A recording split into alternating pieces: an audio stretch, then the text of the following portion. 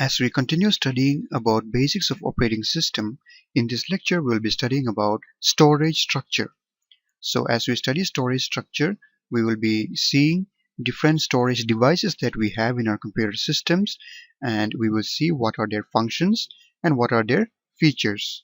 So here we have a diagram given, and in this diagram it represents the storage device hierarchy. So on the top we have our registers, followed by cache, then we have the main memory, then we have electronic disk, then we have magnetic disk, and then optical disk, and then magnetic tapes. So if you look at these devices, starting from registers, so registers, they are the smallest storage devices, and they store data in bits, that means in zeros or ones. So they are the smallest devices, and then since they are the smallest and they store only bits, so they can be accessed very quickly. And then the next one is the cache.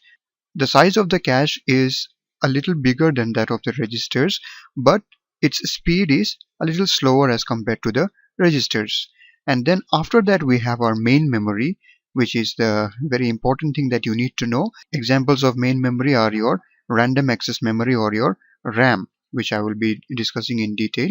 And then we have electronic disks, magnetic disks, optical disk, and magnetic tapes. So these are the secondary storage devices. So I shall be explaining you what are main memory and what are the secondary storage devices as we proceed further. So if we look at this hierarchy, when you go up to the hierarchy, it becomes expensive. They are expensive, but they are fast.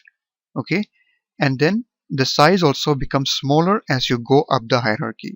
So this is the biggest size, and if you go up to this, the size of the devices becomes smaller and smaller, but then their access time and cost, it becomes higher and higher as we go up the hierarchy. So we can say that registers are the smallest in size, but their access time is the fastest. And as you go down the hierarchy, the cost per bit increases. The cost per bit increases, and then the access time also increases, and their size also increases. So we can see that if you want small size and fast access, then this is where you have to go.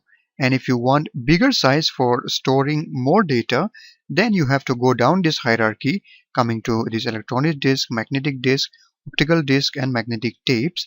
And here the cost and the access time increases. Now, as we talk about this, we have to talk about our main memory. This is the most important thing that we need to talk about. So main memory is your RAM, or the random access memory. And what is a function of main memory?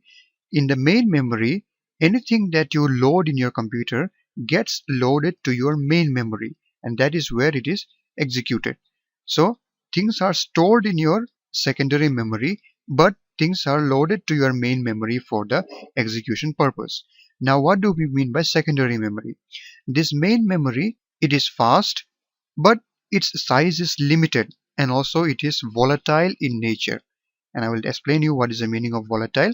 But remember that the size of this main memory is small, so you cannot store all your programs and data into the main memory. So for that purpose we have our secondary memory.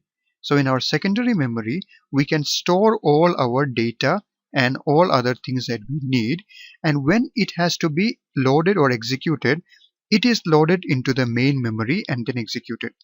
So for example, let's say that you have your word processing software, that is your Microsoft Word. So if you have your Microsoft Word, it is installed in your secondary memory. It stays or resides in your secondary memory, but when you double click and open it, then it gets loaded to the main memory because you are going to perform some task in that Microsoft Word. So whenever you execute something, it gets loaded in the main memory, otherwise it is residing in the secondary memory. So all your data, it resides in the secondary memory and it's loaded to the main memory at the time of execution.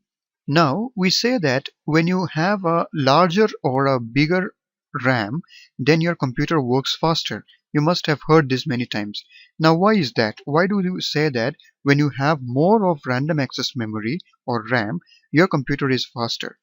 So remember that main memory is your RAM. Your RAM is the main memory.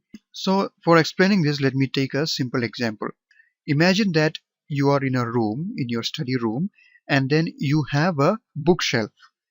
You have a big bookshelf where you can store many books, and then on that bookshelf you are having lots of books. And then beside you there is a table. There is a small table on which you keep your books for reading. Now think of the bookshelf as your secondary memory and the books as your data. So all the data, that is your books, are kept on the bookshelf. But when you want to read a book, what do? You take out the book from the bookshelf and you keep it on the table and then you read it. So just assume that you only read your book on the table. You don't like to read it in other ways. So whenever you want to read, you take a book from the bookshelf and you keep it on the table and then you read it. And consider that table to be your main memory or your RAM. Now, let's say that your table is very small. So if your table is very small, what happens? Let's say that you can keep only one book at a time in your table. So if you can keep only one book at a time, so you cannot use more than one book for studying. Even if you want to refer 2-3 books for studying, you cannot do, because you can only accommodate one book on your table. No matter how big your shelf is, the number of books that you can study at a time depends upon the size of your table. So the table, you consider it as your main memory. So in the same way, even if you have a large secondary memory, when you load things, it is loaded into your main memory. So if you have a bigger main memory, then you can load multiple things and your computer will work faster. And if you have a smaller main memory, then the things will be loaded in a slower way and your computer will be slower. So that is why you usually hear that when you have more RAM, your computer or your system performs faster. Now, as I was explaining to you, I said that main memory is volatile as compared to secondary memory, which is non-volatile. Now let us try to understand the meaning of volatile and non-volatile. So volatile means that it loses its contents when the power is removed. So all these devices like your main memory, cache and your registers, they are volatile in nature, which means that when the power to these devices are switched off, then whatever was stored in these devices will be removed or erased. Alright? And on the other hand, the secondary memory that you have, they are non-volatile, which means that it retains its contents even when the power is removed. So even if you switch off the power to these non-volatile devices, their contents will not get erased. They will be retained even when the power supply is removed. So here registers, cache and main memory, they are volatile, whereas electronic disk, magnetic disk, optical disk and magnetic tapes, which basically are your secondary storage devices, they are non-volatile. This electronic disk, sometimes it can be made to be volatile as well as non-volatile. And even your main memory, your RAM, there are different kinds of RAM that you have, and there is also a non-volatile RAM called NVRAM, which has a battery backup in order to retain its contents even when the power is removed. So those are some special cases, but otherwise basically these registers, cache and main memory are volatile, whereas the other devices, the secondary storage devices, are non-volatile. So once more, let me tell you what is the meaning of volatile. So in volatile, when the power supply is there, then these devices will retain their data or its contents. But when the power is removed or when the power supply is gone, then whatever contents or data that was there in these volatile devices will be removed or erased when the power is gone. So in non-volatile, whether the power is there or not, its contents are always retained. So in volatile devices, only when the power is there, its contents will be retained, otherwise it will be removed. So these are some of the things that you should be knowing about storage structure and storage devices, which are also basics of your operating system.